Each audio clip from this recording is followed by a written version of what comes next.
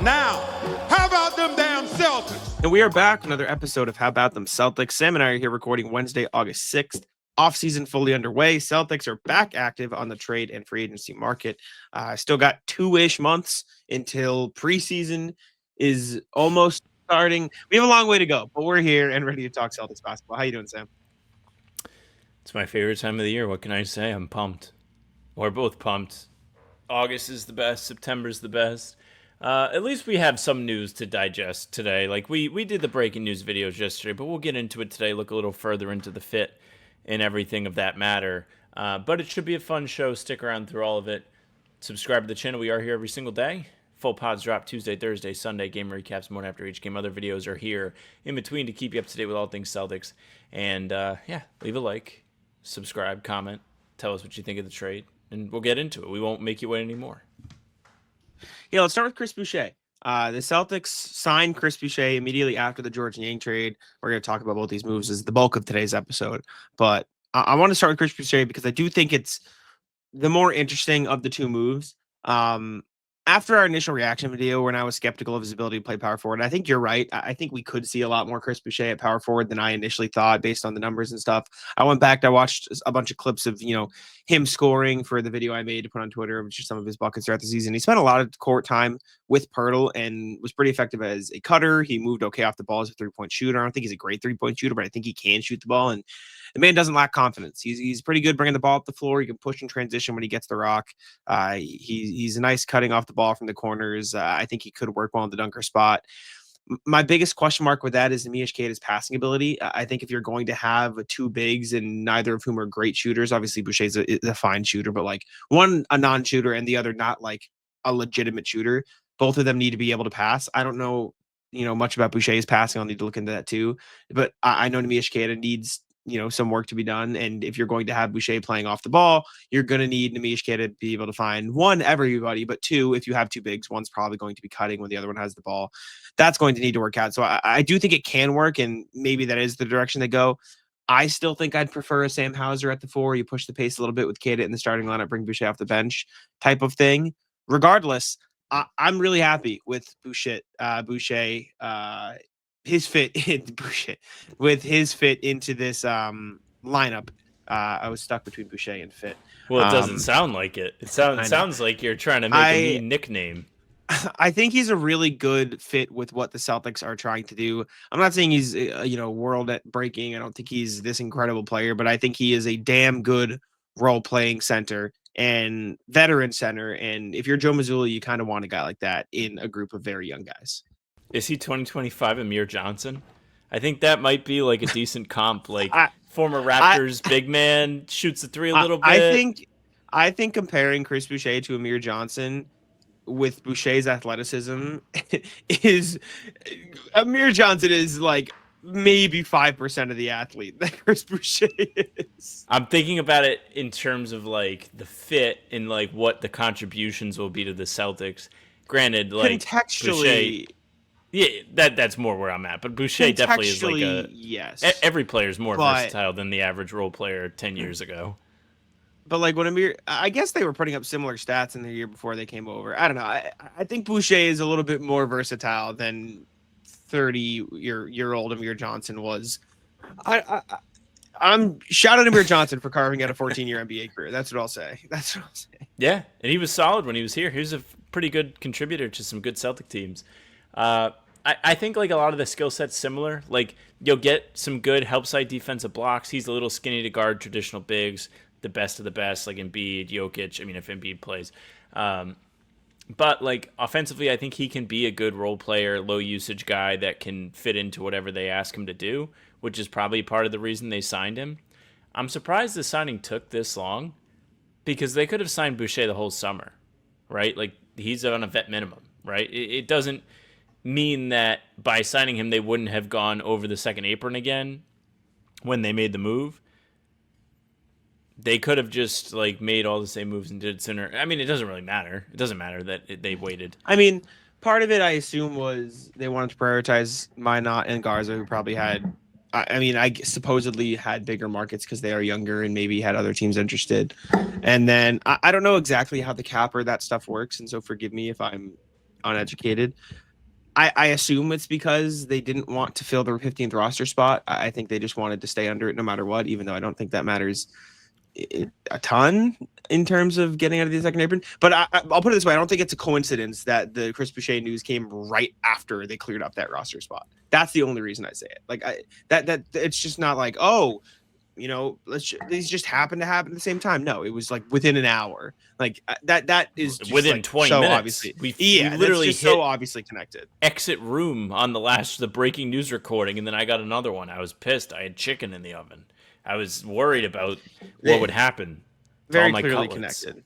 But I think I don't know why they did it in that order. I don't know why they didn't sign Boucher earlier in the summer. They were probably exploring other options and ended up with this. Maybe they wanted to go a little younger. Nothing came to fruition, and so they decided to go this route, et cetera, et cetera. Anything could happen. Regardless, do you think Boucher starts? Would you start Boucher next to Keita?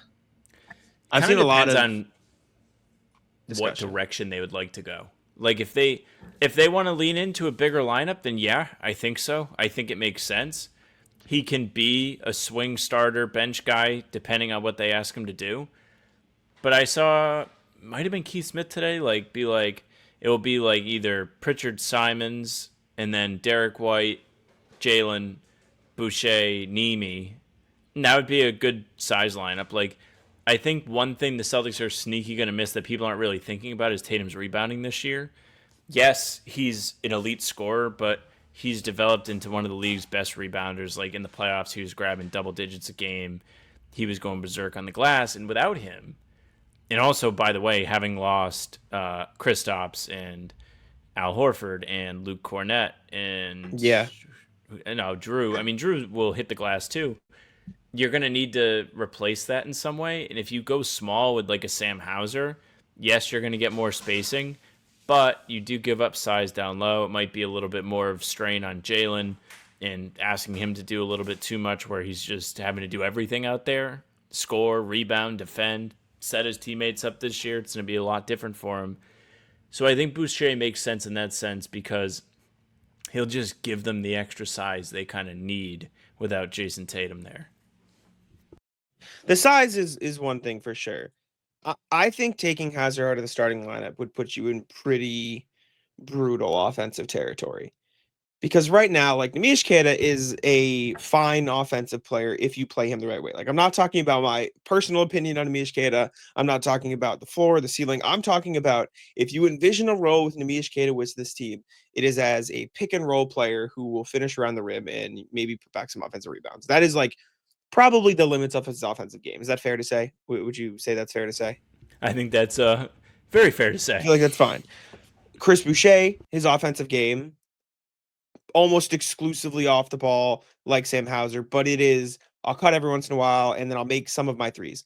I feel like if you take out Sam Hauser, you're losing a lot of scoring opportunities. Because if you think about it in the context, and again, I suppose starting doesn't really matter. It's about who plays more minutes at the end of the day. But I'm talking about like less starting, more the Celtics go-to lineup, right? I think you lose a lot of floor spacing, a lot of room for Jaylen Brown to work with Chris Boucher in place of Sam Hauser, right? Like even outside of if you just swap out, one for one, the shots Chris Boucher would get for the shots Sam Hauser would get, obviously Sam Hauser is going to hit more of them. He's a better 3-point shooter by miles, right? And Chris Boucher is a good 3-point shooter. Sam Hauser is just that good. The gravity with which you would have on the floor for Jaylen Brown to work with Derek White, Peyton Pritchard, and Sam Hauser versus Derek White, Peyton Pritchard, and Chris Boucher is going to be vastly different, right? We're talking about another guy on the floor who is keeping his guy in the corner at all times, and if not, he's going to get punished. I just think that value on offense is greater than the value it would bring on defense. And again, Chris Boucher would obviously, I think his length would help on defense. I think he's a nice athlete. I think he'd be a good cutter. But I think Sam Hauser, who, by the way, Sam Hauser showed enough, in my opinion, driving closeouts and making plays last year as well to do a little bit more than just shoot threes. I just think you lose too much offensive versatility and much needed space Jaylen Brown is going to need to work, because for as elite as Jaylen Brown is, and I am very excited to watch Jaylen Brown play basketball this season, this is new. This is something like he is going to have to do this every single night. And I think you need to give him as much space as possible. And that's kind of why I would lean into a Nemish Keita, solo big lineup. And I really think you should roll with a lot of solo big lineups. heading into next season, because you just don't have, for as good of a 3-point shooter as Chris Boucher is, and he wasn't bad last year, you don't have an Al Horford, you don't have a Kristaps to give you the double big with the floor spacing that you probably would like.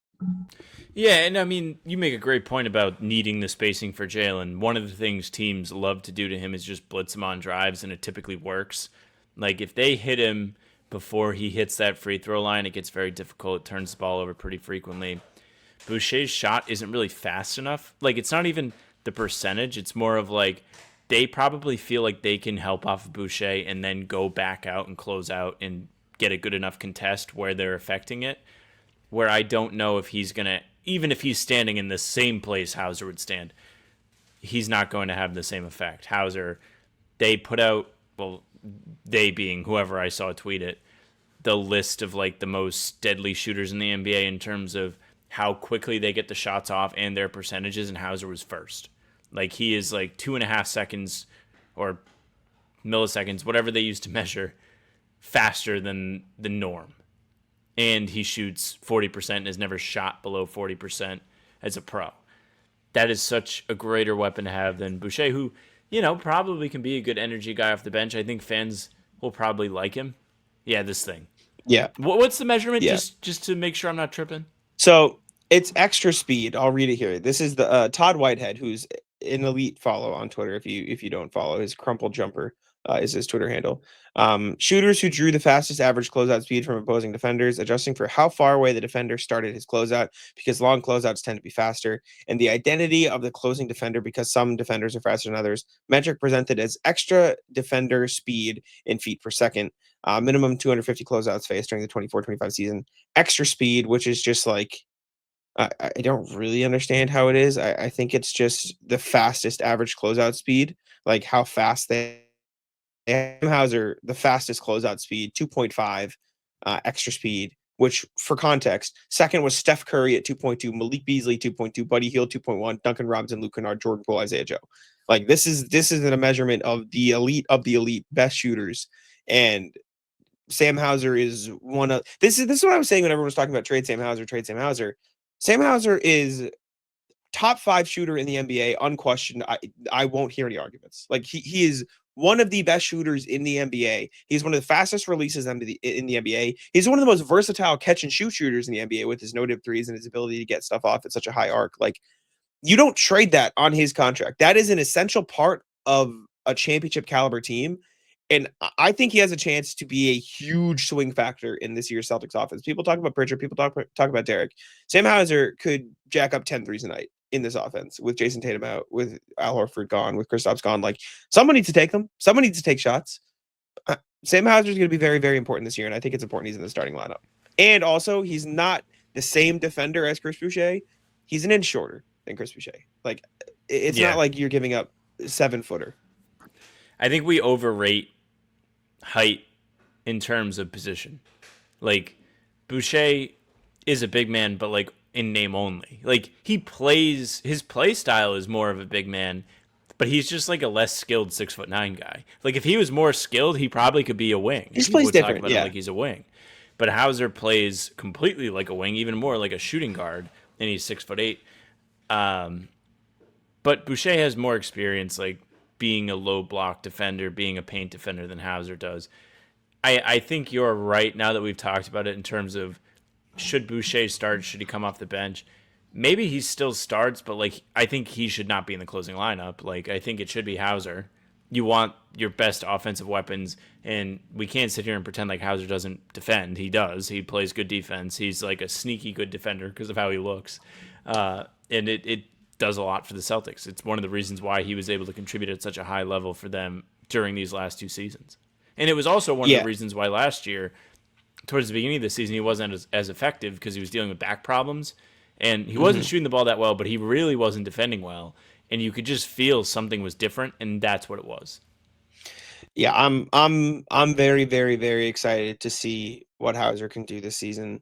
I think if Sam Hauser is healthy and not dealing with back problems, I think you could see Sam Hauser take 8 threes a game and average 12 points. Like, I think he could be a really, really like sneaky important part of this team. So I'm excited to watch. Before we continue, I do need to tell you guys about PrizePicks. PrizePicks, the best place to get real money sports action this baseball season, as we are in the thick of the summertime. October baseball just around the corner. Playoffs are coming up. Make sure to check out PrizePicks. You just pick more or less on at least 2 players for a shot to win up to 2,000x your cash run your game all season long with PrizePicks. This year's basketball playoffs were great. They, just wrapped up, but crowned the first time champ in more than 50 years. So when next season comes around, don't miss out your chance to cash on history with PrizePicks. Pick more or less on player stats, points, rebounds, assists. And for baseball, which is happening right now, which you can check out on PrizePicks, RBIs, home runs, runs, bases, anything like that, make sure to check it out on PrizePicks. It's available in more than 30 states, including California, Texas, and Georgia, and Massachusetts, where maybe a bulk of you are listening to this. App is really easy to use. To create a lineup, all you have to do is pick more or less on a few player stats for your shot to win up to 2,000x your money. Like we just said, Sam and I do the PrizePicks every single pregame show during the Celtics season. Make sure to tap in there and check out our lineups right there. Download the app today and use code CLNS to get $50 instantly after you play your first $5 lineup. That is code CLNS to get $50 instantly after you play your first $5 lineup. PrizePicks, run your game. Okay, let's talk about the George Niang trade. RJ Lewis trade became official today. They sent out the press release that they have traded for RJ Lewis Jr. We have a few interesting tidbits of information, and then we can discuss the fallout of everything. So, first, it was reported by Jake Fisher about which second-round picks were included in the deal. The 2027 most favorable between the Celtics Magic and the 2031 most favorable between the Celtics and Cavaliers. So, nothing crazy there. Jay King of The Athletic put out that the addition of RJ Lewis could be an ominous sign for the returning Miles Norris through a team source. Though a team source says his future has yet to be determined, so we don't really know. It could be a Miles Norris being gone for RJ Lewis. And then Adam Zagoria, who has been covering basketball for a while. I'm going to double check where exactly he writes for, but I've seen him before. Thank you, New York Times. Said that the Celtics liked RJ Lewis out of the draft and wanted him specifically in this deal, so that could be pretty interesting as well. I think the most intriguing part of this, outside of RJ Lewis as a two-way prospect, is what it means for Amari Williams and Miles Norris. They only have 3 two-way spots and currently 4 guys who are in contention for them. I think this is a pretty clear sign as to why, when we were speculating, like, why is Max Shulga signed his and Amari Williams hasn't signed his. They were leaving flexibility for this trade. Now the question is, who is it going to be? Miles Norris or Amari Williams? I think the fact that Shulga already signed his in the recent weeks means he is confirmed. I think they just traded for RJ Lewis and everything is saying that they like him, and he's on a 2-year two-way, so I don't think they'll get rid of him. That's other context too. RJ Lewis is a 2-year two-way contract, so he'll be in Boston. So it's probably going to be Miles Norris or Amari Williams. Okay, so funny thing about... I'll go through a couple different funny things. First funny thing, the Celtics liked him out of the draft. Could have drafted him. Went undrafted. Had 2 second-round picks. If they really liked him, they could have picked him. Second funny thing. Well, they clearly didn't like him as much as Amari. Well, they didn't like him that much. So. Second funny thing, RJ is short for Reggie Jr. So they have another Reggie Lewis on the team, even though it's spelled differently. And I also think that they partly didn't intend on trading Niang. Like, not that it matters, but conspiracy theorist is like, they really wanted to trade Anthony Simons, move that money, keep Niang, just because like Niang is like a similar winning asset as Sam Hauser. He's not at the same level, but like really good shooter, grinds on defense, but they just haven't been able to find a Simons deal. And then they're like, well, fuck it, man. We got to get away from the second apron. I think that's what they ended up doing with it. Don't love the second round picks going out. Like, that kind of stinks. So now, like, in hindsight, when we look back at this in years to come, the return for Kristaps Porzingis was RJ Lewis, and they also had to give up a second round pick. They netted 1. They got 1 from Atlanta, gave 2 in this trade. So they lost a second rounder.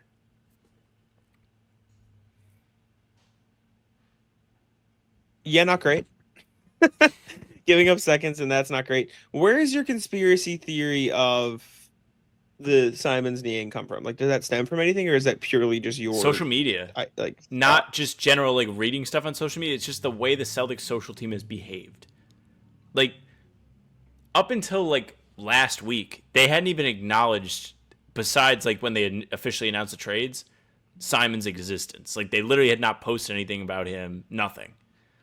Niang was on there like several times. He was at the Sun game with Jalen because people were so pissed about the Jalen knee grab. Well, I wonder how much of that was just Niang's like one willingness to do it. Like he was like, all right, he's a vet. Like he's more likely just to show out and go do stuff with the team. But Fairly like, true. and maybe part of it is you're right in sense of like maybe he like this is my speculation or like what's the word, devil's advocate. Let me hear. Like I feel like they were looking into trades for both of them. And George Niang's response as the 32, 33-year-old vet was, okay, I understand it's part of the business. Just let me know. Simons was like, all right, well, if you're going to trade me anyways, I'll just stay in my home in Portland and train here instead. And Niang was probably like, all right, whatever, I'll just come, hang out. Well, he's also from Mass. He's also from Mass. And also, if you're Simons, you would just stay in the place you've been for the past 6 years. And if you're Niang, you just went from Cleveland to Atlanta anyway. So it's like, all right, let me just. I think maybe you're right. I mean, to be honest, I think the Celtics probably want to trade Simons and have wanted to trade Simons. And this was just, whatever, we got it done. We'll figure it out. I don't think the Jazz could have traded for Anthony Simons anyways. I don't know what the trade for Simons is. Yeah, I don't know. But I think I don't know. Brad Stevens is having the same conversation. But yeah, like that's mostly it. Like we had seen, like I mentioned it the other day. Like I haven't seen anything that Simons has picked a number yet. Like Niang had picked a number. I feel like when there's guys that are just like coming through, like that doesn't happen. But they obviously were looking to trade at least one of them because they traded him. They traded Georges Niang. So at this point, I don't know what I think it means for Simons. I wrote about it yesterday for Houdini, and like kind of think it opens the door more for him to stay because they're clear of the second apron. Like they don't have to worry about that. They don't have to offload him anymore to get below it or to get below the first apron. Like if they're really set on the first apron, they can get rid of like Tillman or somebody else who doesn't make much money. They very well could be looking to trade him still because then they could get underneath the luxury tax and reset that. But I'm sure there's part of the front office that would be like, listen, if this guy pans out and he likes it here, you can sell him on the opportunity to compete for a championship, especially. So Simons is going to hit the free agency market next year. And we saw how that went for everybody that hit the free agency market this year. It's not been kind. A lot of guys are still unsigned. I'm sure there's part of the front office is like, well, maybe he's going to be on a contract that is significantly less than what he's getting paid now. And if you can get him to be, I don't know, slightly below average on defense and still play offense at the level that he's playing, that's a good contributor to a good team. And also, he has had to be the guy on bad Portland teams for years now. It's going to be like the Red Sea parting for him if he's able to just be like the secondary, tertiary option for the Celtics. It's going to be so easy. So I'm really interested to see how he looks for them. Yeah, I mean, my thing with Simons is I don't know how much of a winning player he is. And he could step into the Celtics team and be a winning player. Who knows? Maybe he'll improve on defense. Like it could work. I do think he'll be a great fit on offense. And I think he's an objectively talented offensive creator. I think Peyton Pritchard, given the same amount of minutes and opportunities Anthony Simons, is a better player than Anthony Simons. And I think a lot of people would disagree with that sentiment. But I think he is a better defender. I think he is a better pure shooter. I think Peyton Pritchard, if given the same chance, is a better player, and I think he should start. Did I freeze out? Or I don't hate that. Yeah, no, I heard you. I think he was good. Okay, I froze for a sec. I don't think I wouldn't start Anthony Simons over Peyton Pritchard. I don't think the Celtics should start Anthony Simons over Peyton Pritchard, and part of me worries that Anthony Simons isn't going to fuck with that. I just don't think there's a trade for him out there. I mean, I just don't know what the trade clearly isn't a trade because they haven't done it yet. That's what I'm saying. All of the signs have been like they would like to trade him. But not to say you're wrong, because you very well could be right. Wouldn't be bad to have two Peyton Pritchards. Why not? It would be bad if one Peyton Pritchard doesn't want to be a backup. It does. It really depends. It depends. Like, there's an angle to this where it's like, is he just so beaten down from being on like mediocre to bad Portland teams since CJ left? Like, even when Dame was there in the last couple of years, like they weren't very good. Would he be like, wow, it's really nice? Like this year's Celtics team is not supposed to be anything special, but like Tatum is walking around like he was at the Patriots today, and everyone was like, "Whoa, he's walking." I mean, he'll be back next year. Maybe you stick around and play and compete. If Anthony Simons buys in, I'm down. I think he's a great offensive player. He's an elite 3-point shooter. I think it'd be great. But I just don't know what I would pay him. Right? Like, what does that extension look like? Mid-level exception? If he signs for that, fuck yeah. I think that's sick. Not because you're saying you don't know what you would pay him. So are 29 other teams. Like that. Yes. That's one of the things I'm talking about. Like literally, like Quentin Grimes, Kuminga, Josh Giddey, they're all twiddling their thumbs right now. And this wouldn't have to be a Anthony Simons trade, but at this point, do you just get under the first apron? You know what I'm saying? You're that close. You might as well. I mean, like, that's what I'm saying. If there's any time to, like, even if you want to trade him and get under the luxury tax, I think everyone would understand. Like, if there's ever a season to just be like, all right, like, let's see, the problem with that is, in order to deduct the luxury tax and reset it, you have to do it for 2 seasons. So then you're talking about also not paying luxury tax next season. Well, which I am. That's up to Bill. You know what I'm saying? Yeah, I don't know about that. Regardless, we'll see about Anthony Simons. My question before we go to the email: who are your 3 two-way players if you had to choose right now? I think Miles Norris would be gone.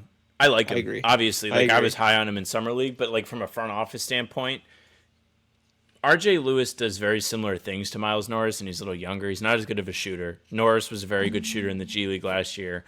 RJ Lewis was not a good shooter in college. He improved his junior year at St. John's, which he won Big East Player of the Year, shot 33.6% on a higher volume than he'd shot in the first 2 seasons as a college player. The book on him, I read the No Ceiling, still using it here in August. The draft guide, really good defender. What was the comp? His comps were Wesley Johnson. Jordan Walsh was the third one. I forget who the second one was. That's okay. Like, mediocre wings, but, you know, for an undrafted guy, which let's re-perspective this. For Kristaps Porzingis, it's not very good. But for an undrafted guy, it's all right, I guess. Not bad. I'll take it. It's fine. I agree. I would keep the 3 rookies instead of Miles Norris. I think Miles Norris is fine, but I don't think he's showing you anything to warrant keeping it. And you're talking about RJ Lewis is 22 years old, and Miles Norris is 25 years old. So it's just keep the younger guy, in my opinion, at that point. Big East Player of the Year is no joke. Like, that's a good conference. No joke. Should have stayed in college, probably. Probably should have stayed in college, but like good player on a good team. Good player. Good player.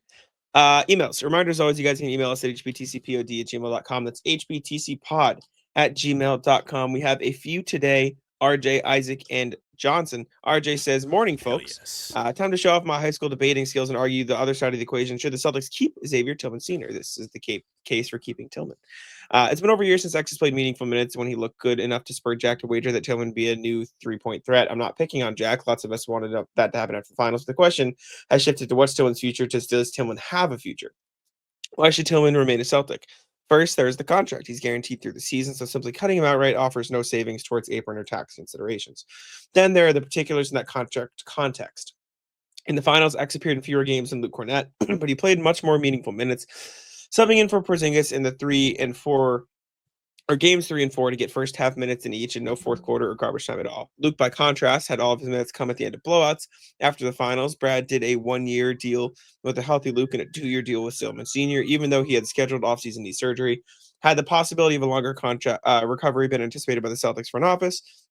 If so, Xavier should show up as a healthy contributor in training camp, and center depth is better than the fans have feared.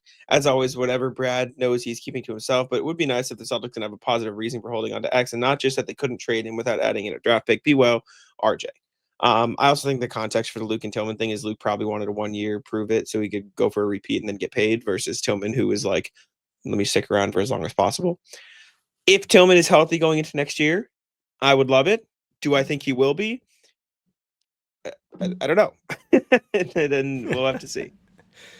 Yeah, I mean, wouldn't it be sick if they gave a Luka 2-year contract? That'd be nice. In hindsight, it'd be cool to have him back for this season. He might even they get paid even more money after he had like a huge role on this Celtics team. Maybe they knew it was going to take him a while to get healthy again. Who knows? They could have. That's a nice conspiracy you have there, RJ, but I don't I don't know how much I believe it. If Xavier Tillman comes back healthy, believe me, of all people, I will be thrilled. It will be a beautiful day for me here, and I will be very happy. Your stock I'm will gonna live in the rose world where that's a significantly. possibility. I mean, maybe. Um, I just think like part of this is also like a confidence thing now. Like he looked like shook every time he got in the game. Like he was just not making quick decisions. Like it was more than just his body. I think he just got out of whatever rhythm he had found towards the end of 2024 and never found it again. Yeah, we'll see. Next email. Thank you, RJ. We appreciate you as always. Is Isaac Melendez, who says, great question, or inspired by RJ's question. If you could go back to any of the Boston Celtics championships, which year would you choose? In what way? Like to watch it? Like to get to experience it? Or I in think what that's context? like a good one. Yeah, I saw this come in, so I do have like a couple interesting answers. Sure. The first one that popped into my head was like the last Russell one, because did you get to watch the Celtic City doc yet? I haven't watched all of it, no.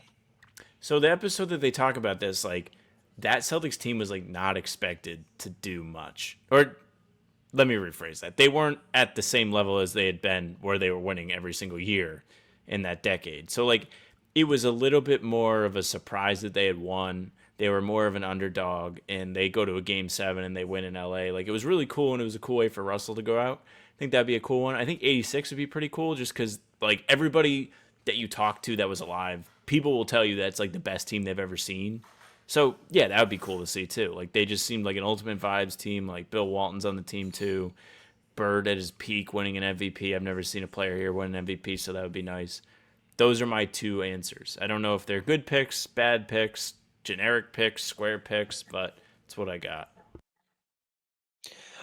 Yeah, I think I would just pick Russell or Bird. I just think getting to see them in a real situation would be really cool. So I think I would have similar answers. But thank you. Appreciate you, Isaac. And the last one is Johnson, who says, thank you for the content. Big fan of your YouTube channel. Thank you for creating videos. I don't know if that's a real person, but if you are a real person, thank you. If you're a bot, then that was a nice thing to say. If you're making bots say that, respect. Usually the bots we have are much more annoying and ask us to promote SEO. So thanks for being nice. I guess we just go to Rat List here because we don't really have. There's no NBA stuff. So Rat List, Sam, what you got? Rat List is my pinky. So I took out the trash yesterday in my building. Like we have to take out the trash. Like we walk down to the dumpster. It's okay. Like it's not too far. But I was carrying the bag by, like when you tie the trash bag, it's got like the red plastic string, whatever. I throw the bag away. I come back up here. My pinky has been numb for like, I don't know, day and a half. Not completely numb, but like there's just enough numbness where I'm like, what's going on here? Like I can still type. Like I played basketball today, it was fine. I mean, I guess you don't really need your pinky for everything, anyways. Did it just get caught on the? It just got caught on like the plastic. I was probably holding it by the string. Like I probably was like using my pinky to hold the bag, and it was somewhat heavy.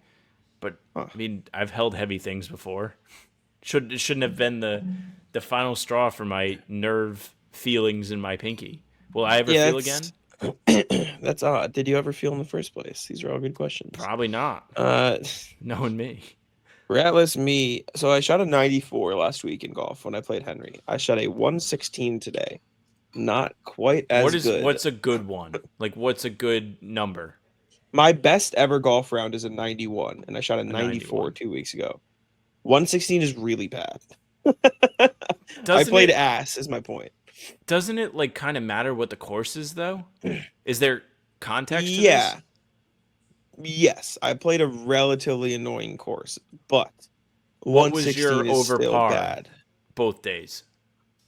Over par is like 71. Okay, so you were significantly over par. Yes, always. Okay. I don't sniff par. The par is not even an equation. Barstool does breaking 100. That's their thing for their mediocre golfers. That sounds terrible. I mean, I still had fun. I'm still out there. The guy. So it was 3 of us, like me and 2 of my friends. Yes. My roommate Mike and our friend Graham. So we got paired with a random because it's like groups of 4 go out. It was nice. It was fine. It was cool. Shot a 74. Oh, So he was pretty good. 76 maybe. He was pretty good. he embarrassed all of you. You guys should have shunned He him. was nice. He was nasty. He plays baseball. There was 91. So shout out. Wow. Shout out to him. Shout out Graydon. It was fun though. It's a good time. I did have one.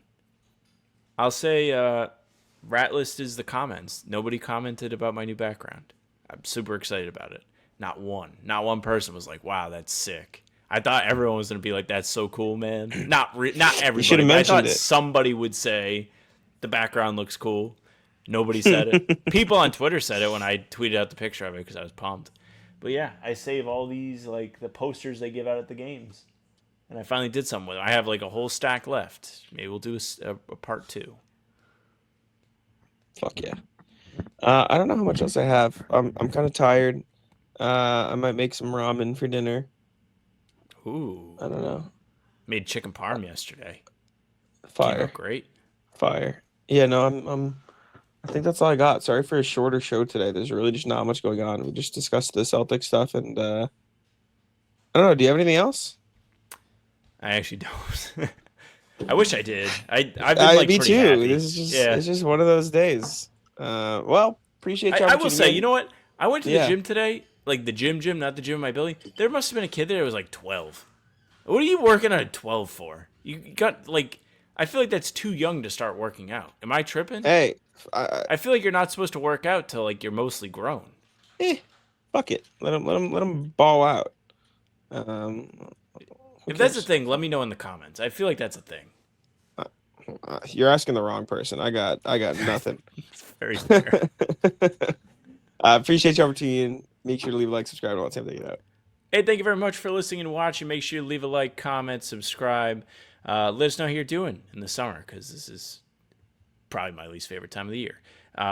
Subscribe to the channel. We are here every single day. Full pods drop Tuesday, Thursday, Sunday. Game recaps start the morning after each game. Other videos are here in between to keep you up to date with all things Celtics.